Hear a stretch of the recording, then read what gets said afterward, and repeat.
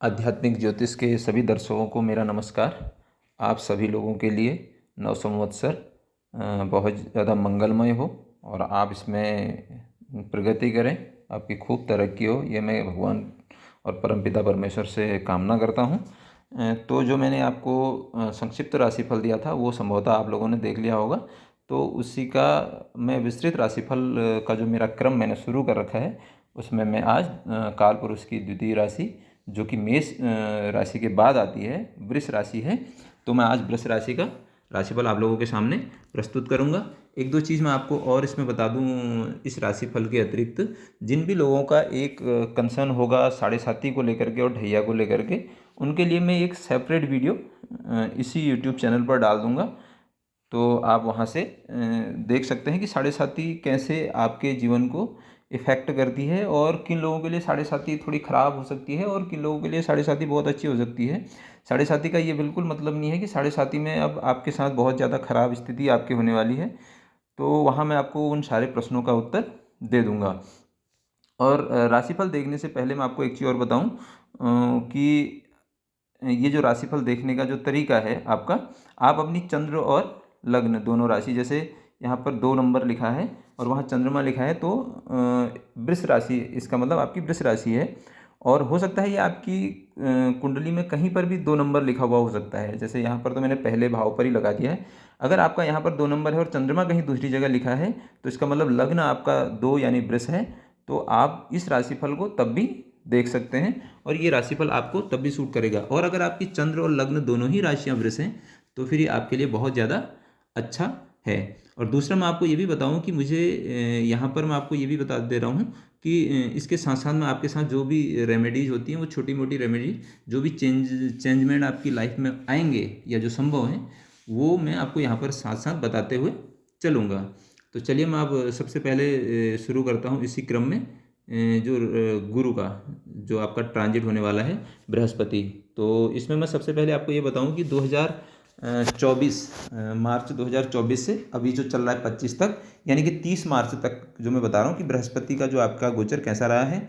देखिए, इस टाइम पे आपने अच्छा समय आपका गया है, आपने अपने पे काम किया है, अपने सेल्फ को बढ़ाने के लिए आपने बहुत ज़्यादा प्रयास किए होंगे और इस समय में आप कुल मिला करके एक फ्री आपने महसूस किया होगा।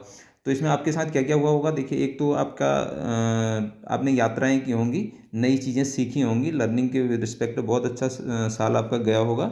और दूसरा ये है कि जैसे संतान प्राप्ति, अगर बहुत सारे लोग वो सोच रहे हैं कि भाई जिनको संतान प्राप्ति नहीं हुई है, तो बहुत सारे लोगों को संतान प्राप्ति भी हुई होगी। और इसके साथ शादी विवाह जो भी चीज़ें आपकी हैं, उन चीज़ों के लिए पॉजिटिव साल आपका रहा है। और 9वें भाव से हम देखें तो इसका ये भी है कि आपका कुल मिला करके धार्मिक यात्राएं और नई चीज़ें सीखने का इस तरीके का भी बृहस्पति आपके लिए बहुत अच्छे हैं। लेकिन अब बृहस्पति का गोचर होने वाला है आपका 3 नंबर में, ठीक है। ये जैसे ही मई के बाद आपका गोचर होगा, तो ये समय आपके लिए कैसा रहा। तो अब आपको थोड़ा सा जो चेंजमेंट करना है या जो शिफ्ट आपको करना है वो शिफ्ट होगा आपका, अब आप फैमिली की तरफ, परिवार की तरफ, पैसे की तरफ, है ना। अब आपको बहुत ज़्यादा काम करने की आवश्यकता पड़ेगी पैसे को लेकर के, अपने करियर को लेकर के आप फोकस्ड हो जाएंगे या फिर होना पड़ेगा। आय के स्रोत आप खोज सकते हैं। आप जो आपकी एक्यूमुलेटेड वेल्थ है या जो आपका संचित धन है, उस संचित धन को आप कैसे कर सकें बेहतर, उसके लिए हो सकता है। फिर हो सकता है कि अब आप यहाँ पर से लोन के लिए अप्लाई करें, ठीक है।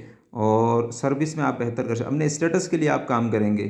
तो ये वाला साल उन लोगों के लिए बहुत बेहतर होगा जो प्रमोशन की उम्मीद लगा करके बैठे हैं या फिर लोन के लिए या अपने करियर को लेकर के बहुत ज़्यादा कंसर्न है और उस करियर को वो बहुत अच्छा करना चाहते हैं। तो उनके लिए मुझे लगता है कि बृहस्पति का जो ये वाला समय है आप लोगों के लिए अच्छा जाएगा, कंफर्म, इसमें बिल्कुल निश्चित है।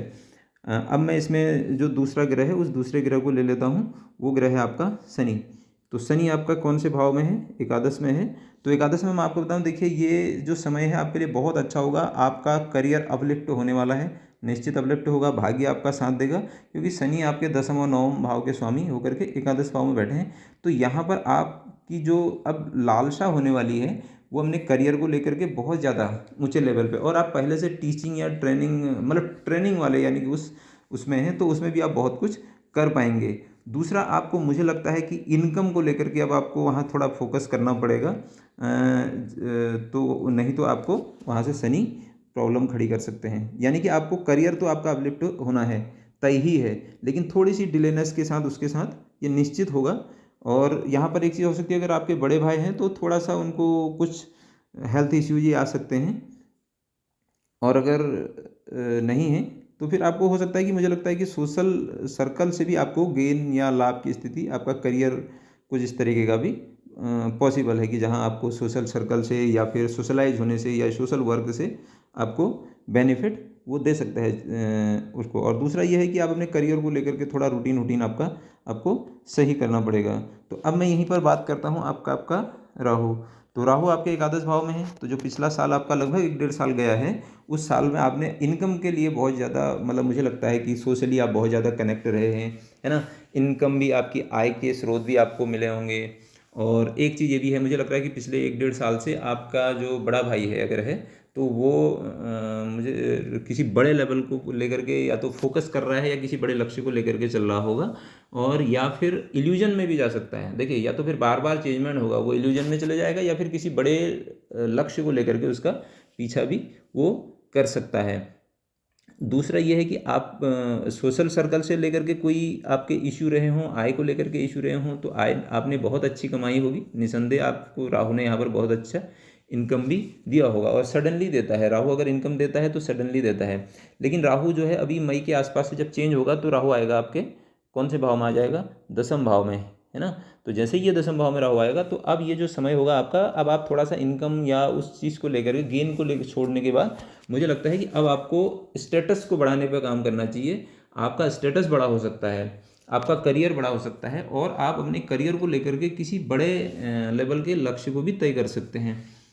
और आपने अगर ऐसा कर लिया तो निसंदेह आने वाला लगभग 1.5 साल जो समय होने वाला है, वो आपके करियर के स्टेटस को लेकर के, आपका स्टेटस हो सकता है आप ग्रो, मतलब वेल्थ उतनी ज़्यादा जनरेट ना हो, लेकिन आपका करियर बड़े अच्छे लेवल पे ग्रो कर जाएगा। यानी कि आपका स्टेटस बहुत बड़ा हो जाएगा। ये समय आपके लिए बहुत ज़्यादा बेहतर है।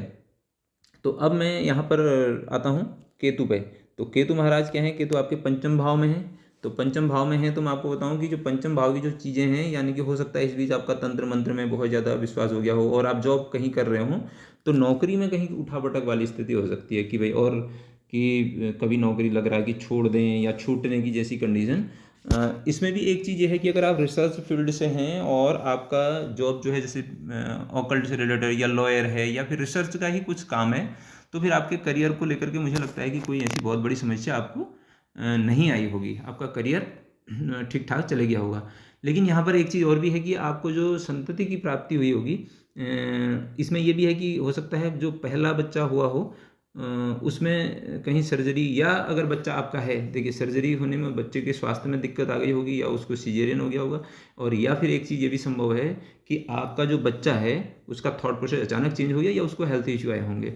बच्चे को लेकर के आप बहुत ज़्यादा कुछ ऐसा सोचा होगा कि जो जिसने आपको बहुत ज़्यादा चिंतित किया होगा। और इसके बाद मैं आपको बताऊँ, अब जैसे ही यहाँ से केतु आपके चेंज होकर के चतुर्थ भाव में आएंगे, तो इसमें 2-3 चीज़ें हो सकती हैं कि आपको, एक तो देखिए, या तो माता जी के स्वभाव में अचानक से चेंजमेंट आ जाएगा, मतलब जो अभी तक वो सोचती थी अभी दूसरे तरीका हो सकता है वो आध्यात्मिक हो जाएं, है ना।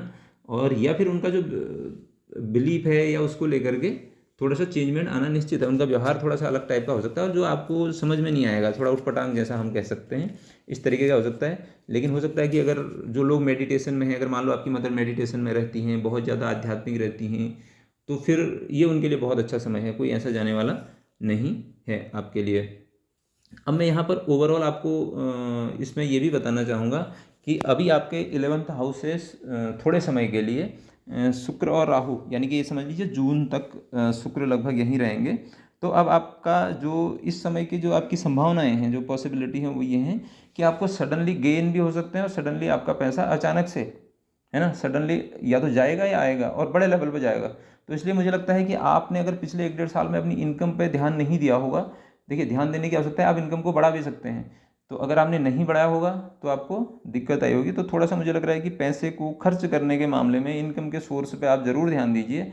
और नहीं तो ये व्यय और आय दोनों ही बड़े लेवल पर करता है। व्यय करेगा तो बड़े लेवल पर करेगा, आय करेगा तो वो भी बड़े लेवल पर ही करेगा। अगर आपने थोड़ा सा ऑब्जर्व कर लिया तो यहाँ से आपका निकल जाएगा। आने वाला साल उन लोगों के लिए बहुत बेहतर है जो अपने करियर को लेकर के, स्टेटस को लेकर के बहुत अच्छा काम करने वाले हैं। और मेनली जिसको मैं कहूँगा कि हो सकता है आपके घर में कोई फोर्थ हाउस का केतु आपको रिचुअल या इस टाइप का भी दे सकता है, जहाँ पर कि आपकी धार्मिक जो एक अनुष्ठान टाइप का होता है जिसमें मंत्र जप वाला वो आता है, वो भी इस तरीके का हो सकता है। मंदिर जाने की तरफ भी आपका हो सकता है अगले नेक्स्ट ईयर आपका कहीं ऐसा प्लान हो जाए कि हम कुत्ता पाल लें घर में, ये भी एक पॉसिबिलिटी हो सकती है आपके साथ। तो यहाँ पर मैंने आप लोगों को छोटे छोटे उपाय बता दिए हैं कि जैसे जुपिटर है तो उसका एक छोटी सी रेमेडी ये है कि आपको अपने करियर पर काम करना है, फाइनेंस को लेकर के वहाँ ध्यान देना है, एक्यूमुलेटेड वेल्थ को आप बढ़ा सकते हैं, उसके लिए बहुत बेहतर समय होगा। लोन वोन के लिए अप्लाई कर रहे हैं तो उसके लिए आपका यहाँ पर ठीक कर सकते हैं।